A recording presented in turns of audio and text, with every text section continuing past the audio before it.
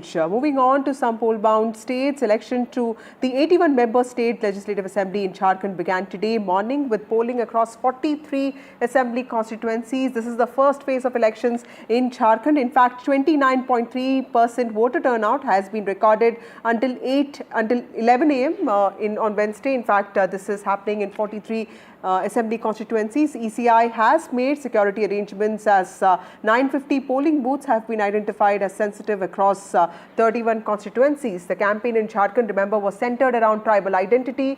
BJP alleging widespread infiltration by people from Bangladesh leading to reduction in tribal population, and both BJP and JMM pushing welfare agenda.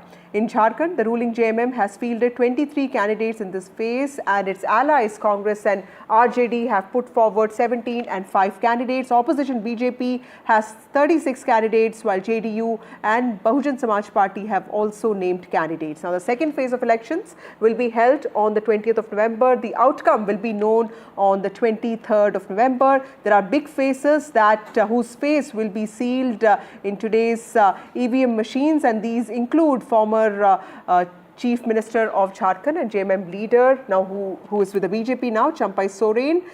We also have in Jamshedpur East, Congress leader Ajay Kumar pitted against Purnima Das Sahu, who is a daughter-in-law of former Jharkhand Chief Minister and Odisha Governor Raghubar Das. Let's look at some political reactions to this story before going across to my colleague Prabhakar, who has been tracking Jharkhand elections.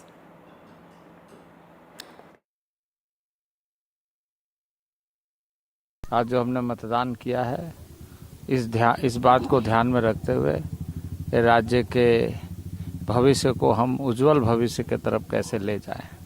हमें आशा है कि इसी तरीके से खरसवां की जनता मतदान आज कर रहे हैं और हमारे प्रत्याशी जीतेंगे। आज हम लोगों ने अपने अपने मतदान केंद्र में जाकर के अपने मतों को प्रयोग किया और मैं राज्य के हर एक नागरिक से अपील करता हूं कि इस महापर्व को और इस लोकतंत्र के इस व्यवस्था को हम लोग और मजबूत करें। भाजपा गठबंधन जो है ना, उसी का जीत है, विजय है, इसमें कोई किंतु परंतु नहीं है। देखिए, मुद्दा तो ही है, झारखंड क्षेत्र में सबसे अहम मुद्दा है बांग्लादेशी घुसपैठ, बेरोजगार जो बहाली नहीं हो पाया, सबसे बड़ा मुद्दा है। यहाँ इरिगेशन का काम नहीं बढ़ा पाया, बेरोजगार को रोजगार नहीं, राज्य में सिर्फ भ्रष्टाचारी, ये सब तो बड़ा मुद्दा है। हाँ, महिला सुरक्षा मेरी प्रायोरिटी रहेगी। भी लगातार काम कर रही हूँ। हर दिन महिला मुद्दों पर मैं महिलाओं को तरह तरह की परेशानियों से बचाने का काम करती हूँ। आने वाले समय में भी करूंगी और हर एक क्लास के लिए काम करूंगी। हर एक जैसे बुजुर्गों के लिए, युवाओं के लिए, युवतियों के लिए, बच्चियों के लिए, हर एक के लिए कि मतदान निश्चित रूप से करना चाहिए, क्योंकि ये बहुत ही कीमती है। My colleague Prabhakar joins us with more details on this. Prabhakar, tell us about the big faces whose fate will be sealed today. Apart from Champai Soren, who are the big names that you can think of, and what are the issues that actually centered this campaign?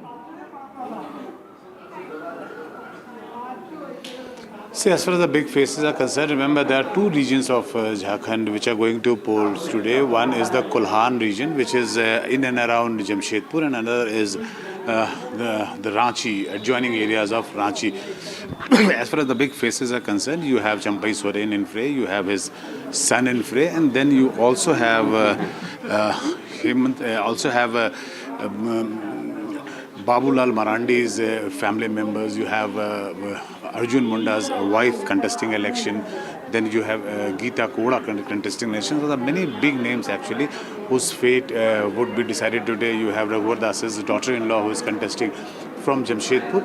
So their fate will be sealed today. As far as the election agenda is concerned, the narrative which the BJP and the JMM has set on the ground, it revolves around three major issues. One is layering of the tribal vote bank, because tribals are the decisive vote bank as far as Jharkhand is concerned. That's the reason why the BJP has been talking about the Bangladeshi infiltrators. They have been talking about how those Bangladeshi infiltrators are being helped by JMM and how those infiltrators are eating into the resources meant for tribals. So it's basically a war cry to tribals that the JMM is not